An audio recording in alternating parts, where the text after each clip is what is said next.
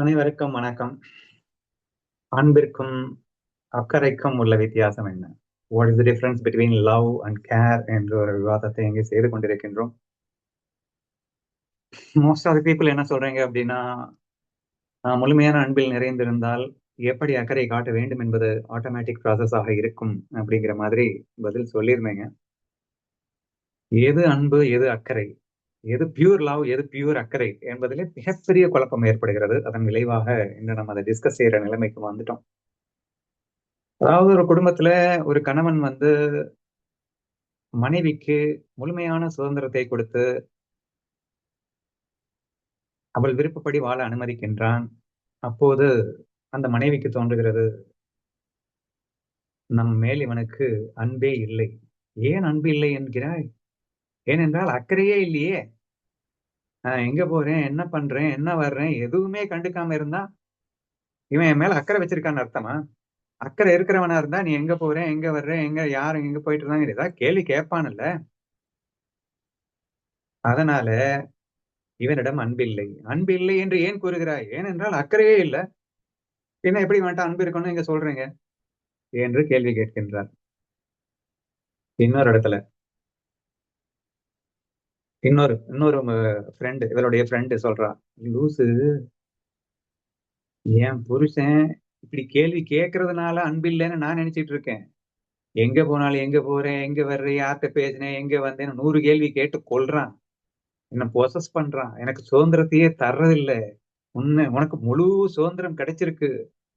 அதை போயிட்டு நீ அன்பில்லைங்கிற.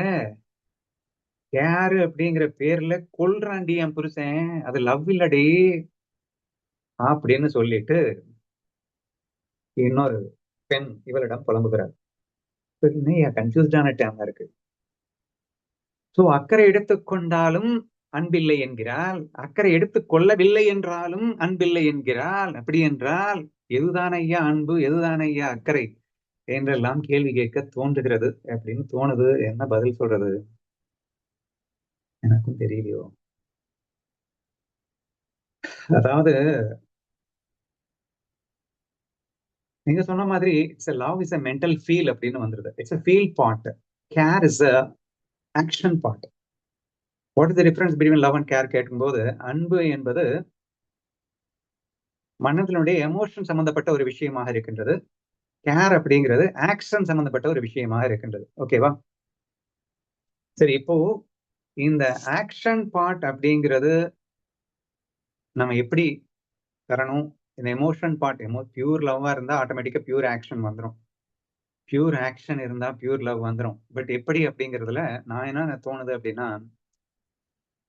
when you are not addicted, நீங்க சிம்பிளா வச்சுக்கோங்களேன், நான் எனது இல்லாத எல்லார்கிட்டையுமே ஆக்ஷன் பார்ட்ல இருங்கன்னு சொல்ல வரேன். கேர் எடுத்துக்கோங்க அப்படிங்கிறேன். நீங்க தேர்ட் பர்சன்லாம் யாரும் கேர் எடுத்துக்க மாட்டீங்க.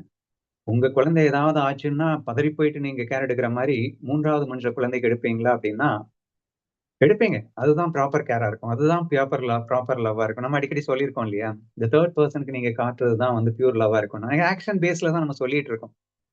இந்த குருவாயூர் யானை எக்ஸாம்பிளா நிறைய நம்ம சொல்றோம். அப்போ automatically who is able to take exact care, யார் சரியான கேர் எடுக்கிறாங்க அப்படின்னா, நான் எனது விட்டுட்டு இன்னொரு ஆள் வந்தான்னா அவன் தான் சரியான கேர் எடுக்கிற மாதிரி இருக்கு அப்படிங்கிற மாதிரி நம்ம பாக்குறோம் இல்லையா? So therefore the care can be understood in the way that நீ யார்கிட்ட காட்டணும் அப்படின்னா, நான் எனது இல்லாதவங்க கிட்ட கேரை காட்டு. சரியா? அப்போ நான் எனது உள்ளவங்க கிட்ட நான் கேரை காட்ட வேண்டாமா அப்படின்னு சொன்னா காட்டாம இருக்க முடியாதுங்க. ஸோ வி ஹாவ் டு, நமக்கு ஒரு டியூட்டி வரும்போது we have to do that care தான். பட் கொஞ்சம் நின்று நிதானமா இந்த இடத்துல யோசிச்சு காட்டணும் அப்படின்னு சொல்றாங்க. இன்கேஸ் நான் எனது இல்லாத விஷயத்துல இங்க காட்டக்கூடிய கேர் அப்படிங்கிறது, கேருக்கு ஃபோக்கஸ் பண்ணீங்கனாலே அங்க பியூர் லவ் தான் இருக்கும். எங்க லவ்க்கு ஃபோக்கஸ் பண்ணணும்னு அவசியம் இல்லை. கேருக்கு ஃபோக்கஸ் பண்ணுங்க, அங்க ஆட்டோமேட்டிக்கா பியூர் லவ் டெவலப் ஆயிடும். அங்க பியூர் லவ் தான் இருக்கும். ஏன்னா இங்க லைக்ஸ் அண்ட் டிஸ்லைக்ஸ் தான் இல்லையே. பட் இங்க லைக்ஸ் அண்ட் டிஸ்லைக்ஸ் ஹெவியா இருக்கிறதுனால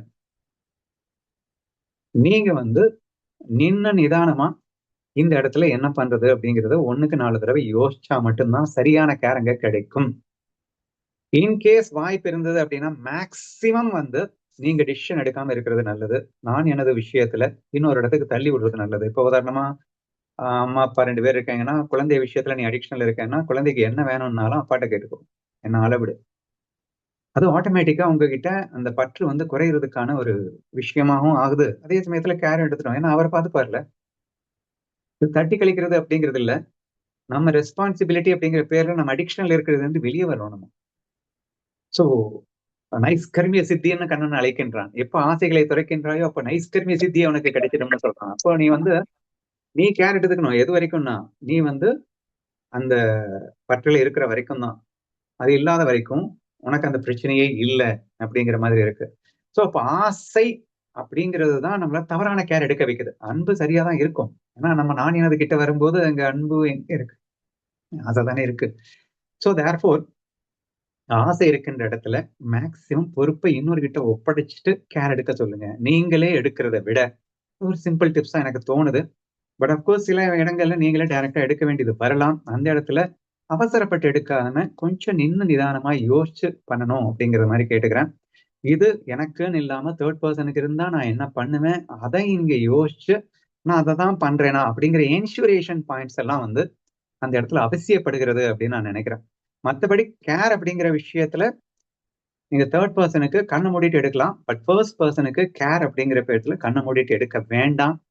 நின்னு நிதானமா யோசிச்சு எடுங்க அப்படின்னு சொல்றேன். அந்த தேர்ட் பர்சனையே யாட்ஸ்டிக்கா வச்சு எடுங்க. அவங்களுக்குன்னா நான் என்ன பண்ணுவேன் அப்படின்னு யோசிச்சு நீங்க கேர் எடுத்தீங்க அப்படின்னு சொன்னா ஆட்டோமேட்டிக்கா இந்த கேர் வந்து பியூர் லெவல் ஆட்டோமேட்டிக்காக முடிந்துவிடும் என்று எனக்கு தோன்றுகிறது. Don't know how for it this tips will help you, but try. ஏன்னா நம்ம இந்த வாரிக்கு போகும்போதுன்னு நினைக்கிறேன், எல்லாரும் டென்ட்ல உட்காந்துருக்கோம். பூனாமா வந்து டென்ட்டா தேடி எல்லாடிட்டு இருக்காங்க. அப்போ வந்து லதா வந்து அந்த அம்மாவை பார்த்துட்டு கொஞ்சம் கேர் எடுக்காம விட்டா. அவங்க ரொம்ப கஷ்டப்பட்டு கடைசியில டென்ட்டுக்கு வந்துட்டாங்க. நம்ம உன் பொண்ணா இருந்திருந்தா அவ தேடுறத பார்த்துட்டு நீ அந்த மாதிரி விட்டுருப்பியா?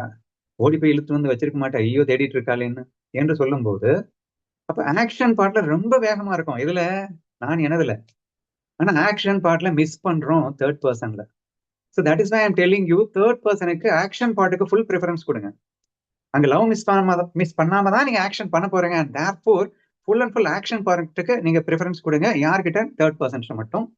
ஃபர்ஸ்ட் பர்சன் அந்த நான் எனது கிட்ட வரும்போது லைக்ஸ் யார்கிட்ட எல்லாம் வருது அப்படிங்கிறப்போ கொஞ்சம் கேர் எடுக்காம விடுங்க. வேற யார்கிட்டயாவது பொறுப்பை தட்டி விடுங்க. இல்ல நின்னு நிதானமா தேர்ட் பர்சனுக்கு என்ன கேர் எடுக்க முடியுமோ அந்த கேர் எடுங்க.